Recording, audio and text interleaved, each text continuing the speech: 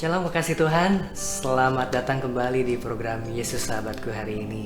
Karena Yesus adalah sahabat kita yang terbaik. Shalom Ibu Dorcas. Shalom ya. Senang kembali berjumpa dengan Ibu hari ini. Puji Tuhan. Kita hari ini mau membahas satu pertanyaan Bu yang masuk. Ini memang kepercayaan juga kali Ibu ya, dari sejak dahulu kala mengenai anak sulung. Nah, orang tuh kadang-kadang ada yang suka percaya mengenai kalau orang tuanya itu bahagia, kaya, maka si anak sulungnya juga pasti bahagia. Tapi kalau misalnya si keluarganya mungkin banyak masalah, penderitaan, maka si anak sulungnya juga harus menanggung beban tersebut. Nah, kira-kira menurut firman itu bisa menjelaskan seperti apa Bu ya mengenai hal ini? Jadi intinya itu pokoknya anak sulung semua yang bertanggung jawab dan yang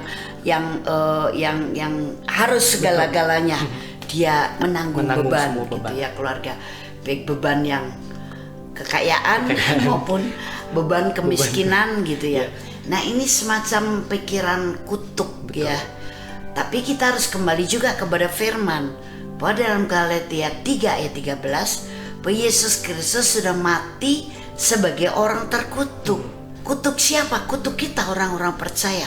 Kutuk apa saja? Semua, termasuk kutuk anak sulung.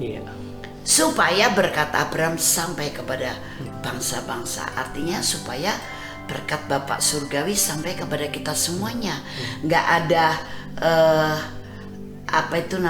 definisi tadi. Kalau orang tuanya oke, anak sulungnya juga dapat oke yang paling banyak gitu ya. Kalau orang tuanya tidak oke, anak sulung yang harus nerima beban gitu.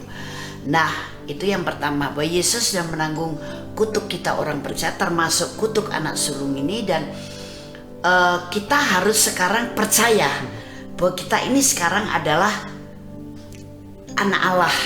Karena memang status kita udah diangkat jadi anak Allah. Dan kita punya satu brother, satu kakak. Dan kakak paling sulung itu adalah Yesus Kristus. Jadi dia sudah menjadi anak sulung bagi kita. Berarti kita tidak perlu lagi menanggung beban-beban anak sulung tadi. Gitu. Jadi dia sudah menjadi anak sulung bagi kita. Dan kita nih adik-adiknya. Makanya dikatakan dalam Yesus kita bersaudara.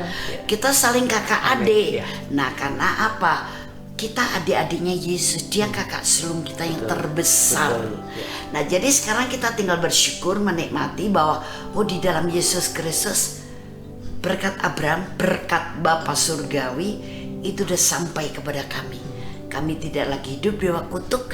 Dan sekarang dalam satu keluarga kita juga jangan mengistimewakan anak nomor berapa, termasuk ini kan anak sulung, kamu kan paling bontot, apalagi tengah-tengah dianggap pupuk bawang, waduh kasihan gitu.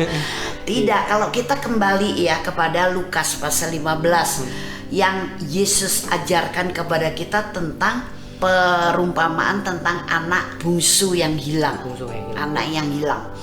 Nah, anak bungsu ini minta warisan. Bapaknya menyetujui dan dia punya kakak.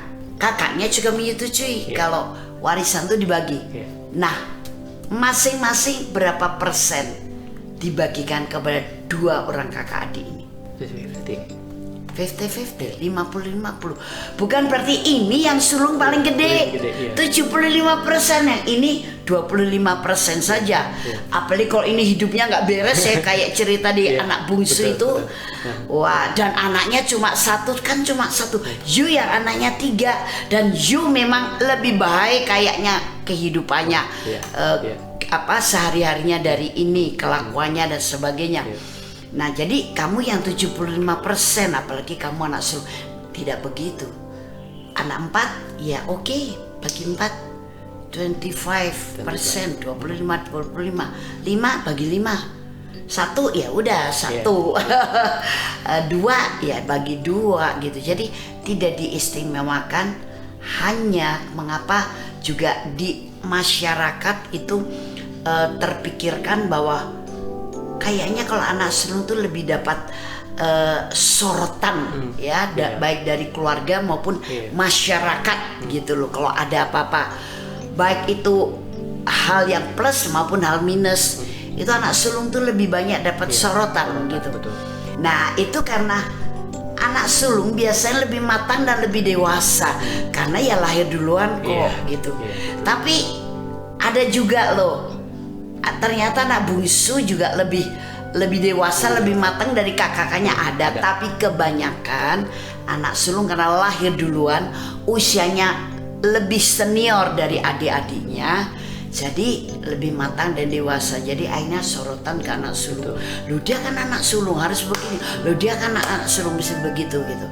Tapi sekarang apalagi kalau kita sudah dalam Tuhan, satu keluarga, semua kita anak sulung, anak kedua, ketiga, keempat, anak tengah, anak bungsu, anak yang ke-12 pun semuanya kita ada satu keluarga. Betul, amin. Ya, kita punya kakak sulung yang sama, Yesus Kristus. Kita sekarang diberi hak untuk menikmati penebusan dari Yesus sebagai kakak sulung kita. Sehingga berkat dari Bapa Surgawi kita terima melimpah-limpah dalam kehidupan kita. Haleluya, amin. Yuk kita berdoa. Terima kasih Bapa Surgawi, kami mengucap syukur untuk kebenaran ini, sehingga di antara kami tidak ada yang menimbulkan rasa iri hati karena pandangan yang berbeda, sikap yang membedakan anak sulung, anak bungsu, anak tengah dan sebagainya, sorotan yang berbeda dan sebagainya. Kami semua adalah satu keluarga Allah. Dan kami punya kakak sulung yang satu, yang sangat luar biasa, sudah merebus kutuk-kutuk kami, sehingga kami juga sebagai anak sulung tidak ada yang membawa kutuk anak sulung, karena sudah ditanggung oleh Tuhan Yesus. Dan kami sekarang menjadi anak-anak Allah sebagai pewaris kerajaan Allah dan berhak menerima berkat Bapa surga yang berlimpah-limpah. Terima kasih Bapa, dalam nama Tuhan Yesus Kristus kami berdoa dan kami bersyukur. Haleluya, amin.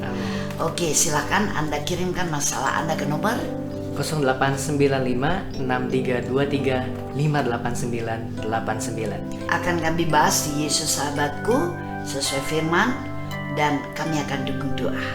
Puji Tuhan, Tuhan Yesus memberkati.